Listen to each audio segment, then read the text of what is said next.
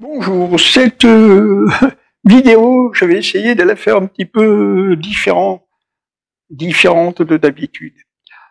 Pourtant, je dois dire que je n'ai pas d'autres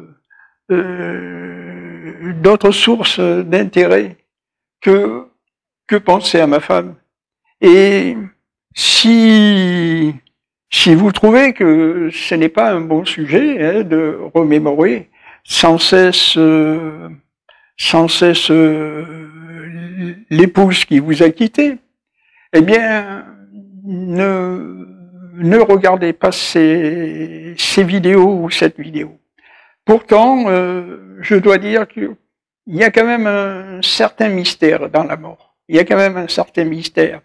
C'est d'abord, je vais en revenir sur ce lieu que l'on appelle la Terre, parce que je suis de plus en plus convaincu que ce lieu n'est pas anodin, et je suis encore plus convaincu également que le hasard n'existe pas, que rien n'arrive par hasard, et qu'il y a toujours une raison à quelle que soit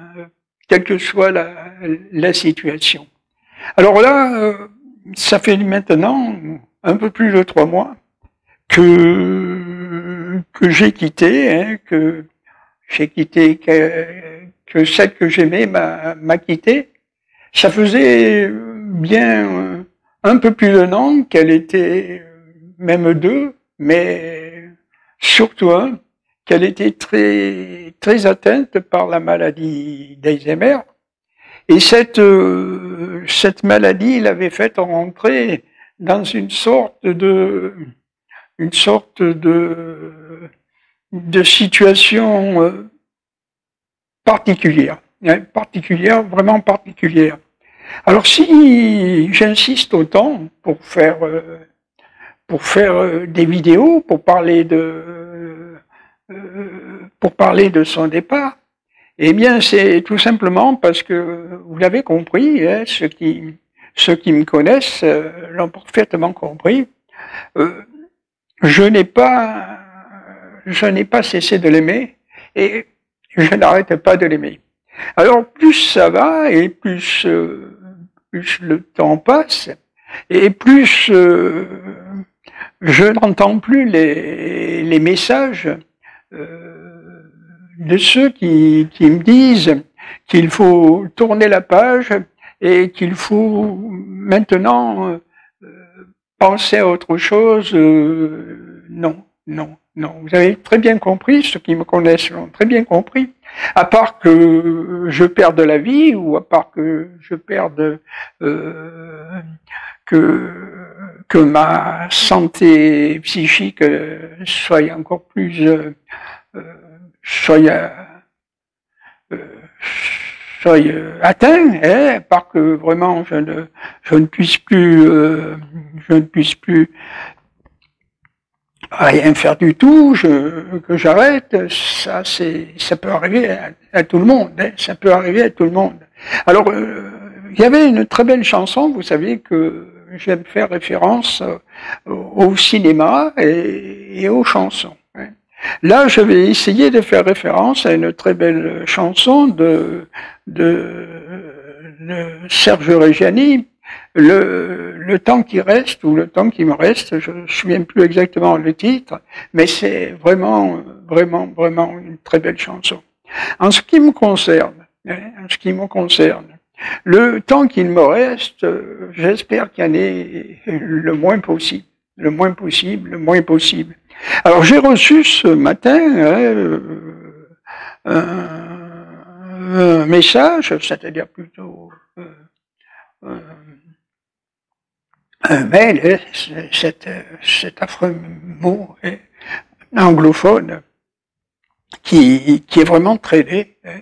Pour ceux qui aiment la langue française, s'habituer à dire j'ai reçu un mail, ça devient très difficile. Et en effet, ce message était un peu énigmatique. c'est un message de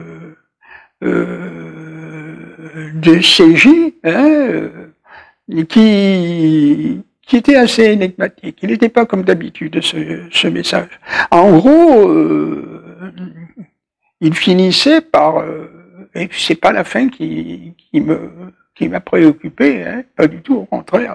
La fin je dirais, si tout se passe comme prévu, la fin m'a enthousiasmé. Hein. Alors, ce message finissait par nous irons à ton enterrement si vraiment on peut comprendre que s'il n'y a pas d'autre solution, que tu entends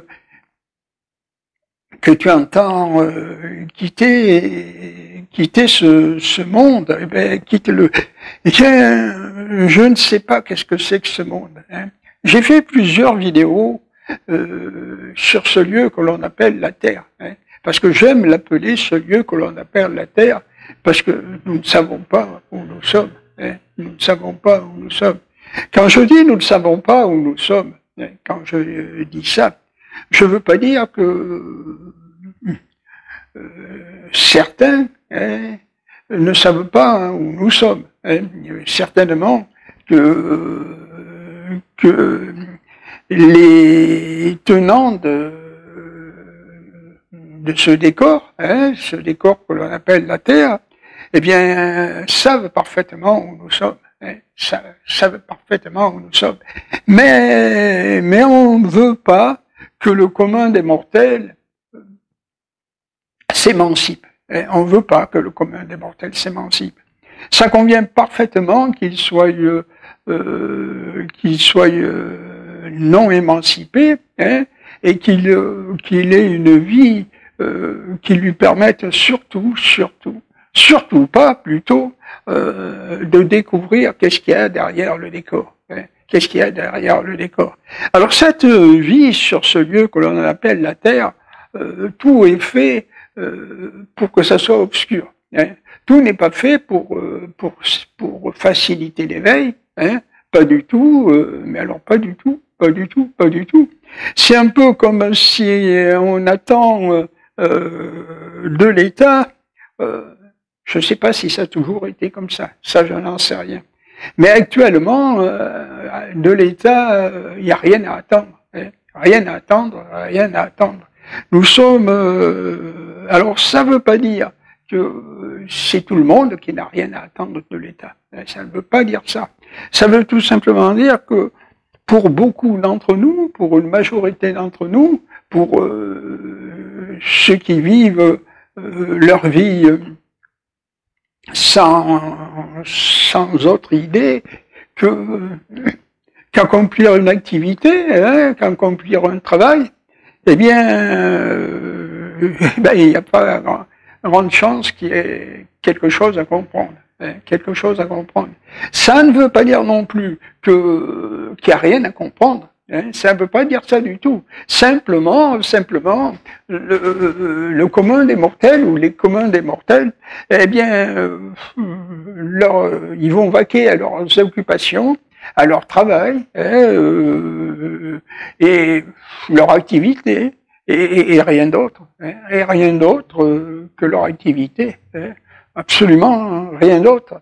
Alors, je crois que ce n'est pas parce que le commun des mortels ou les communs des mortels ne savent rien, hein, ou n'ont pas la faculté de savoir qu'il n'y a rien à savoir. Hein, qu'il n'y a rien à savoir. Encore une chanson, parce que j'aime bien faire référence à des chansons, c'était une chanson de monsieur Jacques Dutronc, qui disait « on nous cache tout, on ne dit rien ». Et lui qui aimait tellement s'amuser, entre parenthèses, je vais dire que j'ai eu un petit peu l'opportunité de rencontrer monsieur Jacques Dutronc. Ça devait être dans les années, autour des années 68, peut-être 67, peut-être 69, je ne sais pas. Il était venu à Cannes, au casino au casino de Cannes, dans la salle, la magnifique salle des ambassadeurs, hein, et c'était un homme très avenant, très agréable et très poli, hein, très poli. C'était vraiment un garçon. Je dis c'était parce que je pense pas qu'il ait changé d'abord. Hein. Alors je vais dire c'est, si vous préférez. C'est un garçon très agréable, très avenant et très gentil. Et donc, on avait pu converser un tout petit peu. Hein. À ce moment-là, je ne crois pas encore qu'il avait sorti sa chanson, on nous cache tout, on nous dit rien. Mais s'il avait sorti, j'aurais bien aimé en causer, hein, ça ne fait aucun doute. Et c'est vrai que j'ai eu la chance de connaître dans ma vie, pas mal de gens comme ça. Hein. Quand je dis que j'ai pu un petit peu connaître Monsieur David de Rothschild, des gens ne me croient pas, hein, ne me croient pas. Et pourtant c'est vrai. Hein, dans les mêmes années, hein, dans les mêmes années. Et tout le monde a toujours été très gentil avec moi, très gentil, hein, très gentil. Même dans les moments les plus difficiles, je ne sais pas si vous voyez ce que je veux dire. Tout le monde a été très gentil avec moi, très gentil. Et là aujourd'hui, dans les temps actuels, hein, tout le monde continue d'être très gentil avec moi. Tout le monde. Alors, ce que je voudrais dire, c'est que plus le temps passe, hein, parce que vous savez que mon épouse est décédée, ça fait plus de 3 mois maintenant, hein, ça doit faire 3 mois et demi, bientôt peut-être 4. Mais ça devient de plus en plus... Je m'approche de plus en plus d'elle. Hein, et j'aspire vraiment à passer le cap. Hein, à passer le cap de cette vie sur Terre. Hein, parce que fait-on sur cette Terre? Que fait-on? Hein, je me suis toujours interrogé. Qu'est-ce qu'on fait? Qu'est-ce qu'on fait là? Pourquoi on est là? Hein, je me suis toujours interrogé. Je sais qu'il y a par exemple une fille avec qui on parle un peu, hein, une certaine, on va dire que son prénom, hein, Laetitia. Eh bien,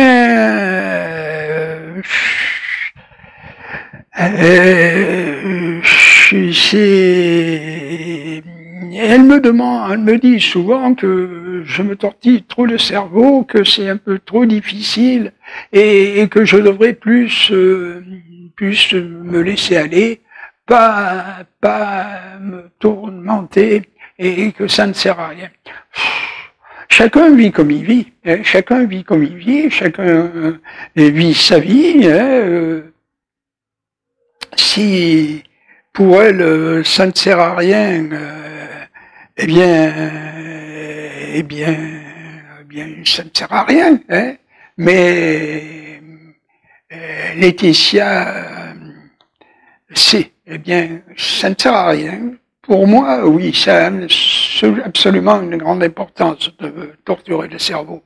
Et je suis de plus en plus convaincu que les morts ne sont pas morts. Hein. J'en suis même certain que les morts ne sont pas morts.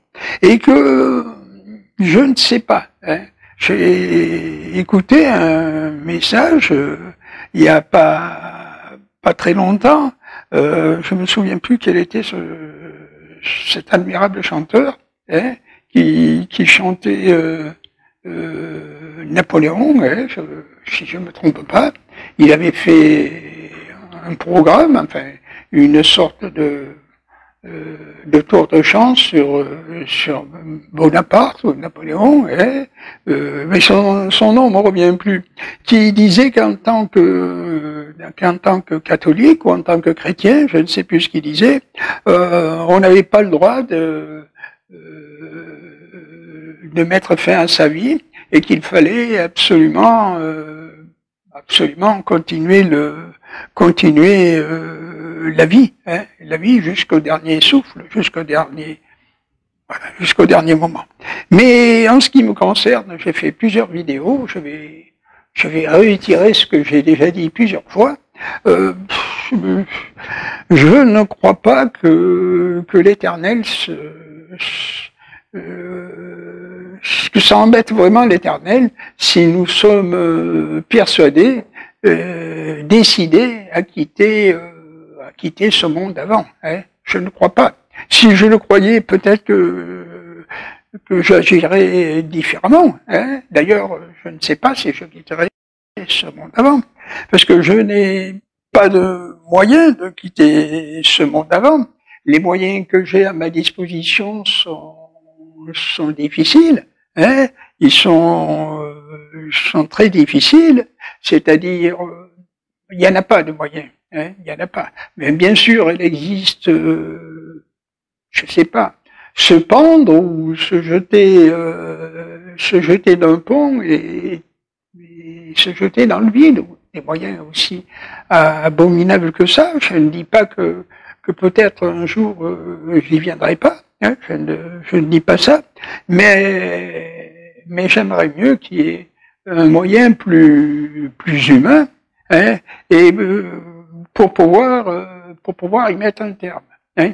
Je sais qu'il paraîtrait que la Belgique limite le nombre de francophones ou de Français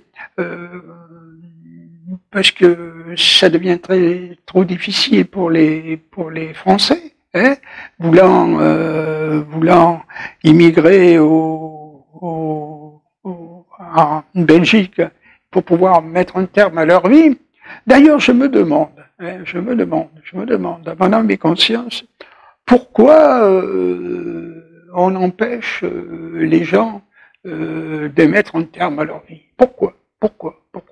C'est pour un côté charitable, permettez-moi d'en douter. Hein. Si l'État était charitable envers les gens, hein, ça se saurait. Hein, ça se saurait. Et l'État n'est pas charitable envers les gens. Hein.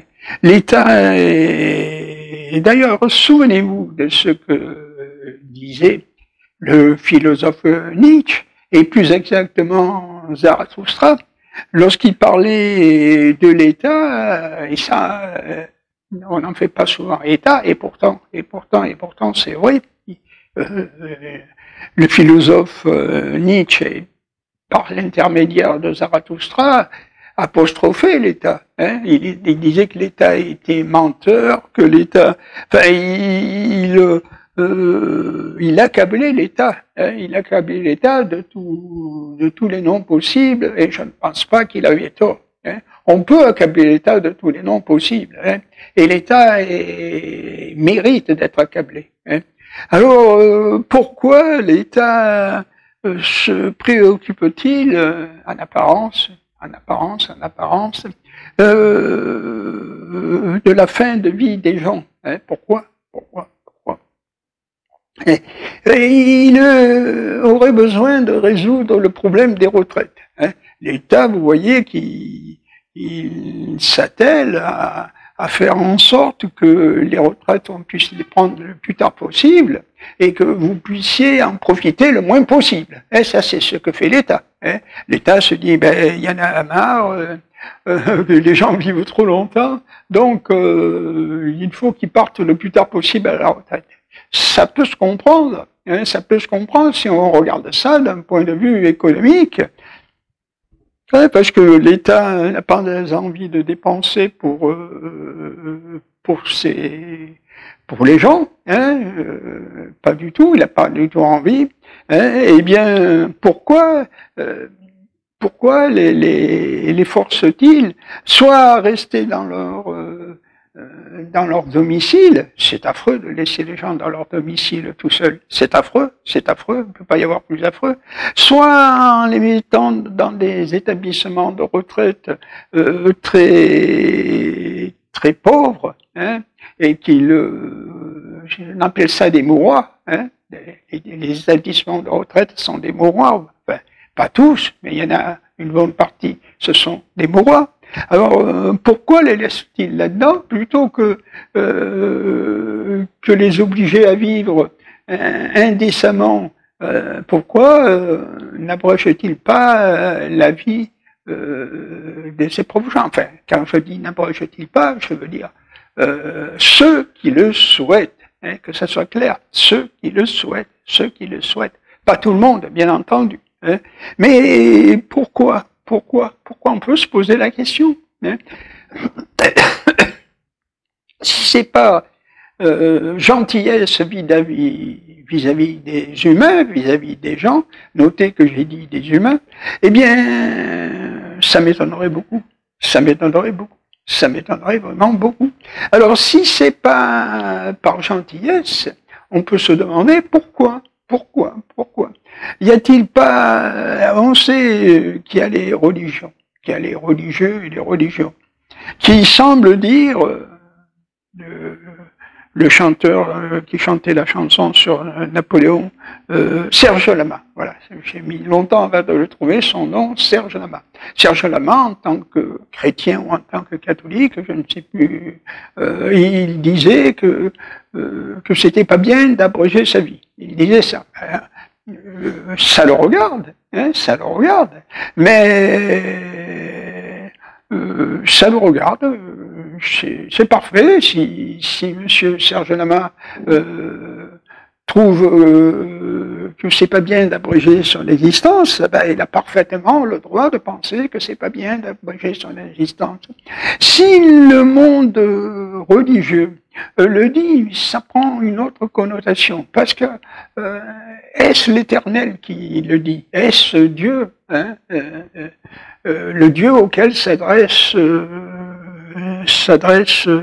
Zarathustra, hein, quand il va dans la caverne et qu'il dit qu'il est l'égal de Dieu et qu'il parle à Dieu, hein, eh bien, est-ce que c'est Dieu qui entend que les humains n'aient pas le droit d'abréger leur vie? Est-ce Dieu? Hein?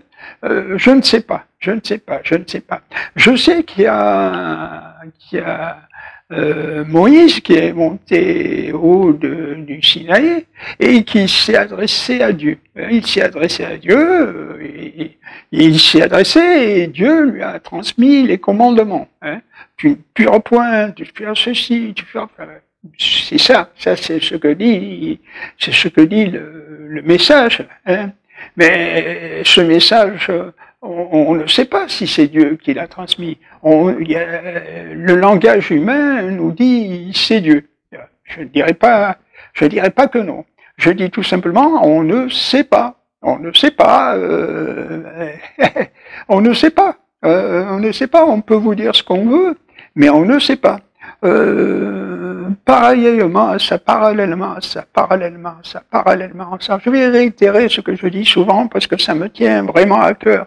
Je sais que si je veux partir, hein, que j'aspire à partir, c'est parce que ma bien-aimée n'est plus là. Hein, je le sais, c'est une explication qui vaut ce qu'elle vaut, mais il faut pas trop la critiquer non plus. Hein, c'est une explication. Par contre, je ne sais pas si de l'autre côté elle y sera. Je ne le sais pas. Je n'ai pas la possibilité de passer de l'autre côté, d'aller voir et puis de revenir. Je vais de l'autre côté, je regarde, ah, tu es là, bon, c'est bien.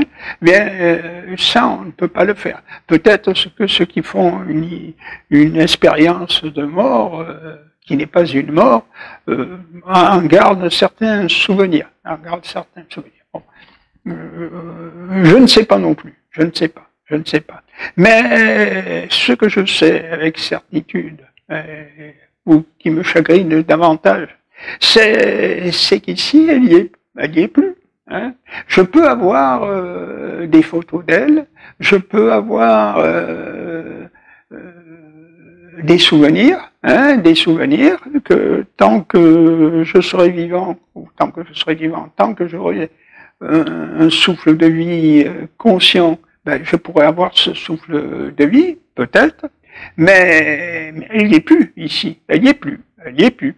Alors que de l'autre côté, de l'autre versant, de l'autre rive, je ne sais pas, je ne sais pas. Et ça, personne ne pourra savoir, personne. Il n'y aura pas Monsieur BHL qui va venir et qui va dire mon fils, monsieur, vous rêvez, de l'autre côté, il n'y a rien. Personne ne pourra me le dire. Personne. Personne ne pourra me dire que de l'autre versant, de l'autre rive, de l'autre côté, il n'y a absolument rien. Personne ne pourra me le dire. Hein. Alors, en quelque sorte, vous avez compris que de ce côté, quand un être cher vous quitte, vous savez avec une certaine certitude que cet être n'y est plus. Vous savez avec une certaine certitude que cet être n'y est plus. Vous le savez, je vais le répéter une troisième fois, qu'avec une certaine certitude, vous savez que l'être n'y est plus. Mais de l'autre côté, de l'autre versant, de l'autre rive, qu'est-ce que vous en savez ? Hein? Qu'est-ce que vous en savez? Personne ne pourra me le dire. Il aura beau être en colère, peut-être, en vous disant, mais pourquoi vous croyez ça? C'est du fantasme, c'est du rêve, c'est absolument imaginaire. Ça, il pourra vous le dire. Il pourra vous le dire, oui, c'est vrai, il pourra vous le dire. Mais il pourra pas vous le prouver. Hein? Personne ne pourra vous prouver qu'il n'y a pas de l'autre côté. Personne. Même à la limite, s'il vous tue, ben, peut-être que vous verrez peut-être plus près ou plus vite, du moins, s'il y a un autre côté ou pas. Hein, c'est tout ce qui pourra arriver. Mais personne ne pourra vous dire que de l'autre côté, il n'y a rien. Personne. Alors, je voudrais, pour clore cette vidéo, qui, vous voyez, je dis toujours les mêmes choses, mais j'essaye à mon âme et conscience, parce que vous savez que j'aime bien dire à mon âme et conscience, parce que je crois aux âmes. C'est pas la première vidéo que je fais sur les âmes. Hein. Je vous avais déjà dit qu'un brave curé que nous avions à l'église du Suquet, à Cannes, à l'église du Suquet à Cannes, nous racontait durant le catéchisme qu'il y a des âmes et qu'elles s'incarnent, qu'elles s'incarnent dans les humains, hein, et que la vie se passait comme ça. Il y avait des âmes, et les âmes s'incarnaient dans le corps humain, et nous vivions, c'est les souvenirs qui me restent de ce que nous racontait ce brave curé, hein, que j'ai vu pendant pas mal de temps d'ailleurs, et j'avais très facilement adopté son langage, hein, très facilement, hein. Très facilement. Et je crois, en mon âme et conscience, qu'il existe des âmes. Je crois, en mon âme et conscience, que ces âmes s'incarnent dans les humains et qu'il y a un côté magique derrière tout ça. Un côté magique. Alors, il n'y a pas à tarviger, enfin, il n'y a pas à tourner autour du pot. Je crois que les âmes existent. Je crois que les âmes existent. Et je crois aussi qu'il existe le bien et le mal. Je crois sincèrement qu'il existe le bien et le mal. Vous aurez noté qu'en ce moment, particulièrement en ce moment, ça a peut-être toujours été, mais je le ressens comme ça. Ça ne veut pas dire que j'ai raison. Ça veut dire tout simplement que je le ressens comme ça. En ce moment, nous vivons une période un peu curieuse. C'est un petit peu comme si on sentait qu'il y avait un terrible combat, entre deux forces opposées. Une qui semble lutter pour le bien, pour l'amour, pour empêcher le mal de vaincre, hein, il semble lutter comme ça, et une autre force qui semble vouloir servir le mal, hein, qui semble vouloir servir le mal, et même que le mal puisse vaincre. Hein. C'est peut-être du rêve tout ça, hein, c'est peut-être tout à fait du rêve. Il n'existe peut-être pas de force qui lutte pour le bien et de force qui lutte pour le mal. Tout ça n'existe peut-être pas. Hein. C'est peut-être un fantasme que j'ai, tout à fait un fantasme. Et pourtant, quand je dis ça, j'ai au fond de moi une sorte de conviction, une petite voix intérieure qui me dit « mais tu sais que c'est vrai, mais tu sais que c'est vrai, mais tu sais que c'est vrai hein ». Pourquoi j'ai cette voix qui parle en moi, hein, et qui s'adresse au tréfonds de ma conscience, hein. Pourquoi? Tout simplement parce que je délire, peut-être, vous avez peut-être raison, je délire, c'est possible, après tout, je délire, mais vous pouvez pas être sûr que je délire, hein, vous pouvez pas être sûr, hein, vous pouvez pas du tout en être sûr. Tout ce que je me semble me souvenir, hein, et ça je puis vous l'assurer, c'est que une seule fois, je suis rencontré avec quelqu'un de violent, avec 2 fois, on va dire, avec moi, 2 fois. Une fois que j'étais, que la personne pensait certaines choses, j'avais fait, hein, quelque part c'était vrai, hein, parce que étant victime, j'avais agi, pas bien agi peut-être, j'avais essayé de me protéger, hein, mais quand je dis victime, n'allez pas chercher midi à 14h, ça a été quand, vous savez, ceux qui me connaissent, qu'il y a eu une période un peu de toxicomanie dans ma jeunesse, et que la personne n'était pas contente que ça n'avait pas marché comme ça aurait pu marcher. Hein, c'est tout, et a été un peu violente, mais d'une façon très bénigne. Hein, d'une façon très bénigne. Et la deuxième fois, ou la première d'ailleurs, mais la deuxième fois, on va dire, c'était que j'étais rentré dans un bar, et que le patron de ce bar m'avait fait partir de son bar, enfin, m'avait fait partir, il n'y avait pas eu de violence, hein, et il m'avait conseillé de ne pas rester dans ce bar et de m'en aller. Voilà, 2 fois, pas plus que 2 fois. Et c'est ce que j'avais fait, mais peut-être que c'était entièrement de ma faute, hein. Peut-être que dans ce bar, il y avait des ondes qui allaient pas, provenant de moi, et que le patron de l'établissement avait préféré me demander de m'en aller. C'est tout. Voilà, c'est 2 fois. Il n'y a pas eu d'autre fois. Et ma vie a été un peu comme un long fleuve tranquille,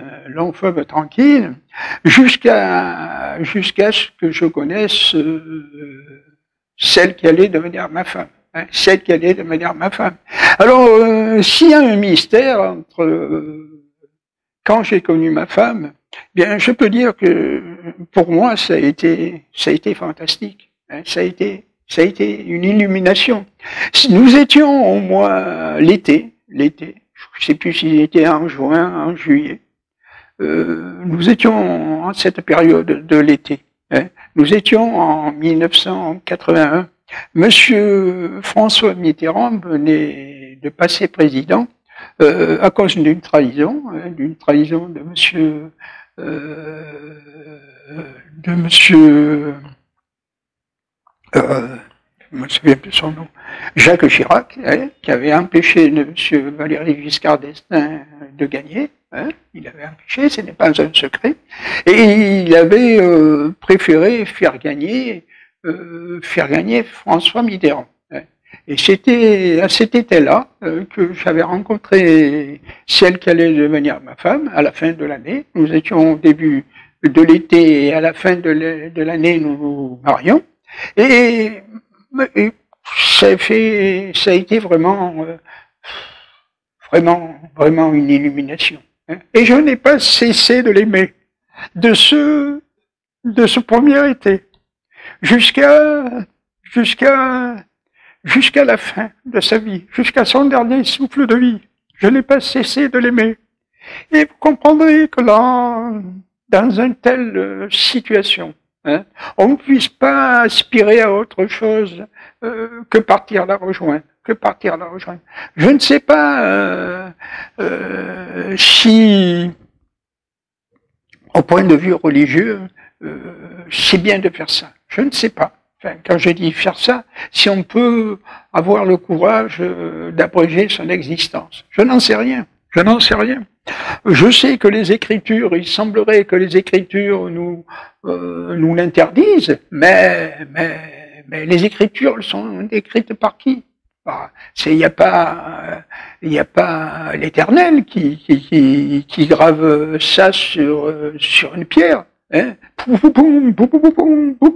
Ça, c'est au cinéma qu'on voit ça, dans les 10 commandements. Ça, au cinéma, on le voit comme ça. Mais dans le réel, nous sommes sur un lieu que l'on appelle la Terre, et on ne sait pas autre chose. Nous ne savons pas. Je ne dis pas qu'il n'existe pas une autre explication, ou d'autres explications. Je ne dis pas ça. Mais je dis tout simplement que nous les humains, on nous dit rien. Nous ne savons rien. Nous sommes là. Nous sommes sur ce lieu que l'on appelle la Terre. Je pense, j'ai même une certaine conviction qu'il